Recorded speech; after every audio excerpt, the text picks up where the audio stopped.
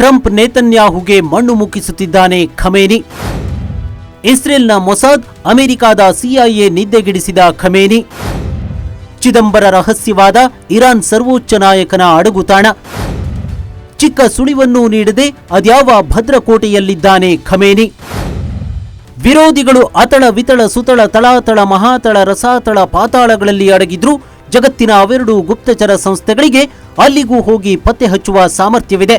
ಒಂದು ಇಸ್ರೇಲ್ನ ಗುಪ್ತಚರ ಸಂಸ್ಥೆ ಮೊಸಾದ್, ಮತ್ತೊಂದು ಅಮೆರಿಕದ ಬೇಹುಗಾರಿಕಾ ಸಂಸ್ಥೆ ಸೆಂಟ್ರಲ್ ಇಂಟೆಲಿಜೆನ್ಸ್ ಏಜೆನ್ಸಿ ಅಂದ್ರೆ ಸಿಐಎ. ತಮ್ಮ ವಿರೋಧಿಗಳು ಅದೆಂತಹದ್ದೇ ಭದ್ರಕೋಟೆಯಲ್ಲಿರಲಿ, ಅದೆಂತಹದ್ದೇ ಅಭೇದ್ಯ ಕೋಟೆಯಲ್ಲಿ ಅವಿತು ಕುಳಿತಿರಲಿ, ಇವೆರಡೂ ಸಂಸ್ಥೆಗಳು ಅಲ್ಲೇ ಬಂದು ನುಗ್ಗಿ ಹೊಡೆಯುತ್ತವೆ, ಇಲ್ಲ ನುಗ್ಗಿ ಹೊಡೆಸುತ್ತವೆ. ಅಂದುಕೊಂಡಂತೆ ತಮ್ಮ ಗುರಿಯನ್ನ ತಲುಪಿ ರಣ ಕೇಕೆ ಹಾಕುತ್ತವೆ. ಅದೆಷ್ಟೇ ಜಟಿಲವಾದ ನಿಗೂಢ ರಹಸ್ಯಗಳನ್ನಾದರೂ ಸಲೀಸಾಗಿ ಭೇದಿಸಿ ಜಯದ ನಗೆ ಬೀರುತ್ತವೆ. ಇದೇ ಕಾರಣಕ್ಕೆ ಜಗತ್ತಿನಲ್ಲಿ ಇವೆರಡು ಗುಪ್ತಚರ ಸಂಸ್ಥೆಗಳ ಕಣ್ತಪ್ಪಿಸಿ ಯಾರೂ ಬದುಕುಳಿದ ಇತಿಹಾಸವೇ ಇಲ್ಲ, ಬದುಕುಳಿಯೋಕ್ಕೂ ಸಾಧ್ಯವಿಲ್ಲ. ಅಷ್ಟರ ಮಟ್ಟಿಗೆ ಮೊಸಾದ್ ಮತ್ತು ಸಿಐಎ ಜಗತ್ತಿನ ಅತ್ಯಂತ ಶಕ್ತಿಶಾಲಿ ಮತ್ತು ಅತ್ಯಂತ ಪ್ರಭಾವಶಾಲಿ ಪತ್ತೆದಾರಿ ಏಜೆನ್ಸಿಗಳಾಗಿ ಗುರುತಿಸಿಕೊಂಡಿವೆ. ಮೊಸಾದ್ ಮತ್ತು ಸಿಐಎ ಕಾರ್ಯಾಚರಣೆಯೇ ಹಾಗಿರತ್ತೆ. ಯಾರು ಅಂದುಕೊಂಡಿರದ ರೀತಿಯಲ್ಲಿ, ಯಾರು ಊಹಿಸದ ರೀತಿಯಲ್ಲಿ, ಎದುರಾಳಿಗಳು ಕನಸು ಮನಸ್ಸಿನಲ್ಲೂ ಎಣಿಸದ ರೀತಿಯಲ್ಲಿರುತ್ತೆ. ಯಾವ ಮಟ್ಟಿಗೆ ಅಂದ್ರೆ ಕಾರ್ಯಾಚರಣೆ ಮುಗಿದ ಮೇಲೆಯೇ ಎದುರಾಳಿಗಳಿಗೆ ನಮ್ಮನ್ನ ಹೀಗೆ ಯಾಮಾರಿಸಿದ್ರ ಅನ್ನೋದು ಅರ್ಥವಾಗಿರುತ್ತೆ. ಹೀಗೂ ಆಲೋಚನೆ ಮಾಡಬಹುದಾ ಅಂತ ತಲೆಕೆಡಿಸಿರುತ್ತೆ.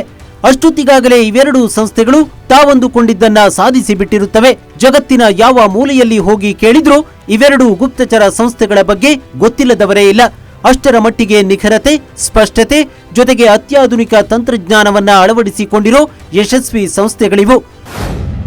ಮೊಸಾದ್ ಸಿಐಎ ನಿಗೂಢ ಕಾರ್ಯಾಚರಣೆ ಹೇಗಿರುತ್ತೆ ಗೊತ್ತಾ? ಹಾಲಿವುಡ್ ಸಿನಿಮಾದಲ್ಲೂ ಇರದ ರೋಚಕ ಕ್ಲೈಮ್ಯಾಕ್ಸ್ ಇವರದ್ದು.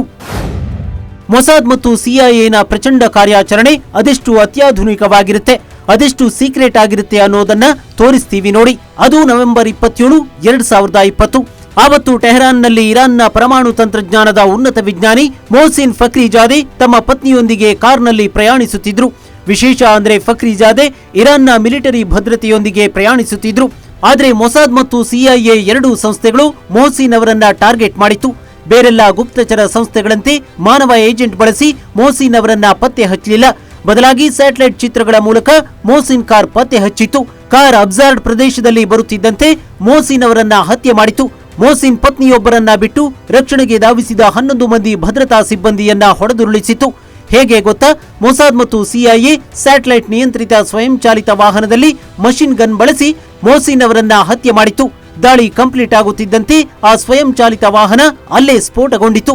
ಅಲ್ಲಿಗೆ ಇರಾನ್ಗೆ ದಾಳಿಯ ಯಾವ ಕುರುಹು ಸಿಗಬಾರದಂತೆ ನಾಮಾವಶೇಷ ಮಾಡಿತು. ಇದು ಜಾಗತಿಕ ಮಟ್ಟದಲ್ಲಿ ಅತಿದೊಡ್ಡ ಸಂಚಲನ ಸೃಷ್ಟಿಸಿಬಿಡ್ತು. ಯಾವ ಹಾಲಿವುಡ್ ಸಿನಿಮಾದಲ್ಲೂ ಇರದ ತಂತ್ರಜ್ಞಾನವನ್ನ ಬಳಸಿದ್ದ ಮೊಸಾದ್ ಮತ್ತು ಸಿಐಎ ಕಾರ್ಯಾಚರಣೆಗೆ ಇಡೀ ಜಗತ್ತೇ ಬೆಕ್ಕಸ ಬೆರಗಾಗಿ ಬಿಡ್ತು. ಇದ್ಯಾವ ಉಪಗ್ರಹ ನಿಯಂತ್ರಿತ ಮಷಿನ್ ಗನ್, ಇದನ್ನ ಹೇಗೆ ಬಳಸ್ತಾರೆ ಅಂತ ಇಡೀ ಜಗತ್ತೇ ತಲೆಕೆಡಿಸಿಕೊಂಡು ಬಿಡ್ತು. ಮತ್ತೊಂದೆಡೆ ಈ ವಿಚಾರ ಇರಾನ್ನಲ್ಲಿ ಆಕ್ರೋಶಕ್ಕೆ ಕಾರಣವಾಯಿತು. ದೇಶದ ಗುಪ್ತಚರ ಸಂಸ್ಥೆಗಳು ಮತ್ತು ಭದ್ರತಾ ಸಿಬ್ಬಂದಿಗಳಿಗೆ ದೇಶದ ಉನ್ನತ ಪರಮಾಣು ವಿಜ್ಞಾನಿ ಹತ್ಯೆಯನ್ನ ತಡೆಯಲು ಸಾಧ್ಯವಾಗಲಿಲ್ಲ ಅನ್ನೋ ಘನಘೋರ ಟೀಕೆಗಳು ಕೇಳಿಬಂದ್ವು. ಆದರೆ ಜಗತ್ತು ಇದು ಮೊಸಾದ್ ಮತ್ತು ಸಿಐಎ ಸಂಸ್ಥೆಗಳ ನಿಖರತೆ ಮತ್ತು ಕಾರ್ಯಕ್ಷಮತೆಯ ಸಾಮರ್ಥ್ಯ ಎಂದು ಕೊಂಡಾಡಿತು.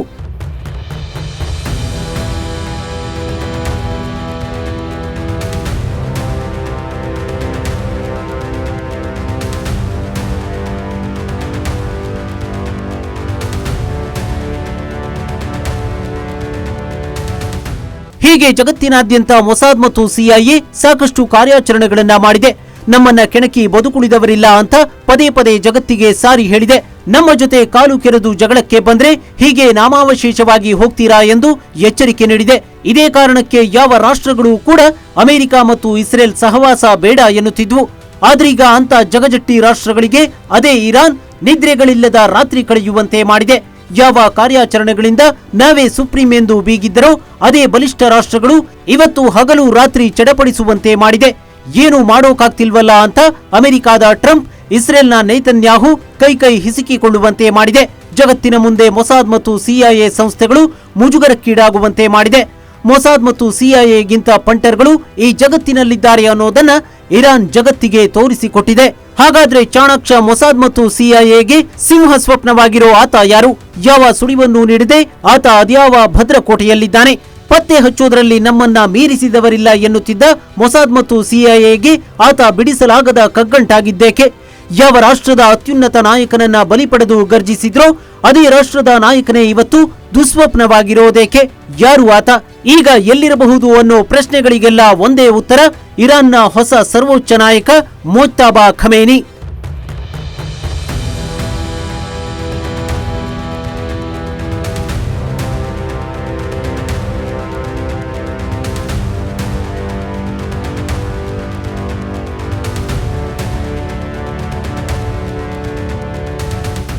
ಹೌದು, ಮೊಜ್ತಬಾ ಖಮೇನಿ ಇವತ್ತು ಅಮೆರಿಕ ಮತ್ತು ಇಸ್ರೇಲ್ ಪಾಲಿಗೆ ನಿದ್ರೆ ಇಲ್ಲದ ರಾತ್ರಿ ಕಳೆಯುವಂತೆ ಮಾಡಿರುವ ಇರಾನ್ನ ನೂತನ ನಾಯಕ.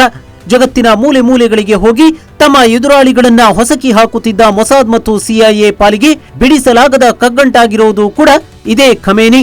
ಖಮೇನಿ ಪತ್ತೆ ಹಚ್ಚೋಕೆ 2 ಗುಪ್ತಚರ ಸಂಸ್ಥೆಗಳು ತಲೆಕೆಳಗಾಗಿ ನಿಂತಿದ್ರು, ಸಣ್ಣ ಸುಳಿವು ಕೂಡ ಸಿಕ್ತಿಲ್ಲ. ಈ ಹಿಂದೆ ಇರಾನ್ನ ಸರ್ವೋಚ್ಚ ನಾಯಕ ಆಯತುಲ್ಲಾ ಅಲಿ ಖಮೇನಿ ಹತ್ಯೆ ಮಾಡಿದ ಬಳಿಕ ಇಸ್ರೇಲ್ ಮತ್ತು ಅಮೆರಿಕ ಇರಾನ್ನ ಮುಂದಿನ ಹೊಸ ನಾಯಕನಿಗೂ ಇದೇ ಗತಿಯಾಗತ್ತೆ ಎಂದು ಜಂಟಿಯಾಗಿ ಘೋಷಣೆ ಮಾಡಿದ್ವು. ಈ ಎಲ್ಲ ಬೆದರಿಕೆಗಳ ಮಧ್ಯೆಯೂ ಆಯತುಲ್ಲಾ ಖಮೇನಿ ಪುತ್ರ ಮೊಜ್ತಬಾ ಖಮೇನಿ ಇರಾನ್ನ ನೂತನ ಸರ್ವೋಚ್ಚ ನಾಯಕನಾಗಿ ನೇಮಕಗೊಂಡ. ಆದರೆ ಎಲ್ಲೂ ಕೂಡ ಖಮೇನಿ ಸಾರ್ವಜನಿಕವಾಗಿ ಕಾಣಿಸಿಕೊಳ್ಳಲಿಲ್ಲ. ತಮ್ಮ ತಂದೆಯ ಅಂತ್ಯಕ್ರಿಯೆಯಲ್ಲೂ ಕೂಡ ಪಾಲ್ಗೊಳ್ಳಲಿಲ್ಲ. ಅಲ್ಲಿಗೆ ಖಮೇನಿ ಜಗತ್ತಿನ ಮೋಸ್ಟ್ ಪವರ್ಫುಲ್ ಮೊಸಾದ್ ಮತ್ತು ಸಿಐಎ ಪಾಲಿಗೆ ಭೇದಿಸಲಾಗದ ನಿಗೂಢ ರಹಸ್ಯವಾಗಿ ಬಿಟ್ಟಿದ್ದಾನೆ. ಡಿಜಿಟಲ್ ಕ್ರಾಂತಿಯ ತೆಕ್ಕೆಗೂ ಸಿಕ್ತಿಲ್ಲ ಇರಾನ್ ನಾಯಕ. ತಮ್ಮ ಅತ್ಯಾಧುನಿಕ ಡಿಜಿಟಲ್ ತಂತ್ರಜ್ಞಾನದಿಂದಲೇ ಪ್ರಪಂಚದ ಮೂಲೆ ಮೂಲೆಯಲ್ಲಿದ್ದ ವಿರೋಧಿಗಳನ್ನ ಪತ್ತೆ ಹಚ್ಚುತ್ತಿದ್ದ ಈ 2 ಸಂಸ್ಥೆಗಳಿಗೆ ಖಮೇನಿಯನ್ನ ಪತ್ತೆ ಹಚ್ಚೋಕೆ ಸಾಧ್ಯವಾಗ್ತಿಲ್ಲ. ಹಗಲು ರಾತ್ರಿ ಕಣ್ಣಿಗೆ ಎಣ್ಣೆ ಬಿಟ್ಕೊಂಡು ಸಿಸ್ಟಮ್ ಮುಂದೆ ಕುಳಿತರೂ ಒಂದೇ ಒಂದು ಚಿಕ್ಕ ಸುಳಿವು ಕೂಡ ಸಿಕ್ತಿಲ್ಲ. ಯಾಕಂದ್ರೆ ಖಮೇನಿಗೆ ಗೊತ್ತು, ಒಂದೇ ಒಂದು ಡಿಜಿಟಲ್ ಡಿವೈಸ್ ಬಳಸಿದ್ರೆ ನನ್ನನ್ನ ಪತ್ತೆ ಹಚ್ತಾರೆ ಅಂತ. ಇದೇ ಕಾರಣಕ್ಕೆ ಖಮೇನಿ ತಮ್ಮ ಸುತ್ತಮುತ್ತ 0 ಡಿಜಿಟಲ್ ರೂಲ್ಸ್ ಅಳವಡಿಸಿಕೊಂಡಿದ್ದಾರೆ. ಅಂದ್ರೆ ತಮ್ಮ ಸುತ್ತಮುತ್ತ ಮೊಬೈಲ್ ಸೇರಿ ಯಾವುದೇ ಡಿಜಿಟಲ್ ಡಿವೈಸ್ಗಳು ಇರದಂತೆ ನೋಡಿಕೊಂಡಿದ್ದಾರೆ. ಹೀಗೆ ಖಮೇನಿ ಡಿಜಿಟಲ್ ಪ್ರಪಂಚದಿಂದ ಹೊರಗುಳಿದಿರುವುದೇ ಮೊಸಾದ್ ಮತ್ತು ಸಿಐಎ ಪತ್ತೆದಾರಿಕೆಗೆ ದೊಡ್ಡ ಕಂಟಕವಾಗಿ ಪರಿಣಮಿಸಿದೆ. ಲಾಡೆನ್ ಮಾಡಿದ ತಪ್ಪುಗಳಿಂದ ಪಾಠ ಕಲಿತಿರುವ ಖಮೇನಿ. ನಿಮಗೆ ಪಾಕಿಸ್ತಾನದ ಮೋಸ್ಟ್ ವಾಂಟೆಡ್ ಉಗ್ರ ಒಸಾಮಾ ಬಿನ್ ಲಾಡೆನ್ನನ್ನ ಅಮೆರಿಕ ಹೇಗೆ ಕೊಂದು ಹಾಕ್ತು ಅನ್ನೋದು ಗೊತ್ತಿರಬಹುದು. ಲಾಡೆನ್ ಕೂಡ ಡಿಜಿಟಲ್ ಪ್ರಪಂಚದಿಂದ ದೂರವಿದ್ದ. ಇದೇ ಕಾರಣಕ್ಕೆ ಸಿಐಎ 10 ವರ್ಷಗಳ ಕಾಲ ಲಾಡೆನ್ ಪತ್ತೆಗಾಗಿ ನಿರಂತರ ಕೆಲಸ ಮಾಡಿತ್ತು. ಕೊನೆಗೆ ಲಾಡೆನ್ನ ದೂತನಾಗಿದ್ದ ಓರ್ವನನ್ನ ಪತ್ತೆ ಮಾಡಿ 3 ವರ್ಷಗಳ ಕಾಲ ಆತನನ್ನ ಹಿಂಬಾಲಿಸಿ ಲಾಡೆನ್ ಎಲ್ಲಿದ್ದಾನೆ ಅನ್ನೋದನ್ನ ಪತ್ತೆ ಹಚ್ಚಿತು. ಬಳಿಕ ಸ್ಯಾಟಲೈಟ್ ಚಿತ್ರಗಳ ಮೂಲಕ ಲಾಡೆನ್ ಇರುವಿಕೆಯನ್ನ ಖಚಿತಪಡಿಸಿಕೊಂಡು ದಾಳಿ ಮಾಡಿ ಕೊಂದು ಹಾಕಿತ್ತು. ಮೊಜ್ತಬಾ ಖಮೇನಿ ಇದೇ ತಂತ್ರಗಾರಿಕೆಯನ್ನೇ ಅನುಸರಿಸುತ್ತಿದ್ದಾನೆ ಎನ್ನಲಾಗ್ತಿದೆ. ಆದರೆ ಲಾಡೆನ್ ಮಾಡಿದ ತಪ್ಪುಗಳನ್ನ ಪುನರಾವರ್ತಿಸದಂತೆ ಎಚ್ಚರಿಕೆ ವಹಿಸುತ್ತಿದ್ದಾನೆ. ಹೀಗಾಗಿ ಇರಾನ್ನ ಕ್ರಾಂತಿಕಾರಿ ಗಾರ್ಡ್ ಕಾರ್ಪ್ಸ್ ಅಧಿಕಾರಿಗಳಿಗೆ ಖಮೇನಿಯಿಂದ ಕೇವಲ ಸಂಕ್ಷಿಪ್ತ ಕೈಬರಹದ ಟಿಪ್ಪಣಿಗಳಷ್ಟೇ ಸಿಕ್ತಿವೆ. ಅದು ಎಲ್ಲಿಂದ ಬರ್ತಿದೆ ಅನ್ನೋದು ಕೂಡ ಅಧಿಕಾರಿಗಳಿಗೂ ಗೊತ್ತಿಲ್ಲ. ಹೀಗಾಗಿ ಅಮೆರಿಕ ಮತ್ತು ಇಸ್ರೇಲ್ನ 2 ಸಂಸ್ಥೆಗಳಿಗೆ ಖಮೇನಿ ಎಲ್ಲಿದ್ದಾನೆ ಅನ್ನೋದೇ ಅತಿ ದೊಡ್ಡ ಸವಾಲಾಗಿ ಪರಿಣಮಿಸಿದೆ. ಹಾಗಾದ್ರೆ ಖಮೇನಿ ಈಗ ಎಲ್ಲಿರಬಹುದು? ಇದರ ಬಗ್ಗೆ 2 ರೀತಿಯಾದ ವದಂತಿಗಳು ಸದ್ಯಕ್ಕೆ ಪ್ರಚಲಿತದಲ್ಲಿದೆ.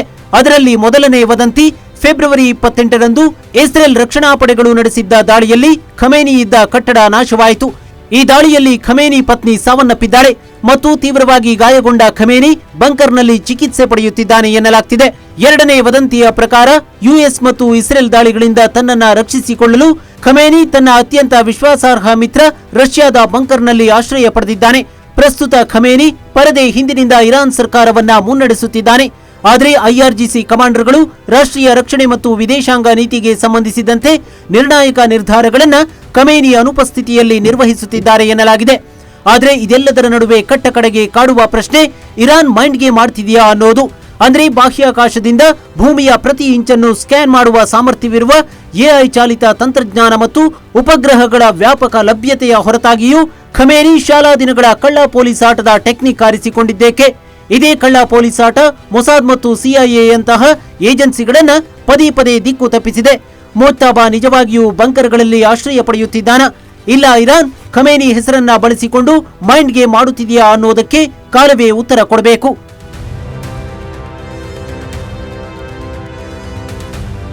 Sanjay Naik, news desk, Ashwavega news.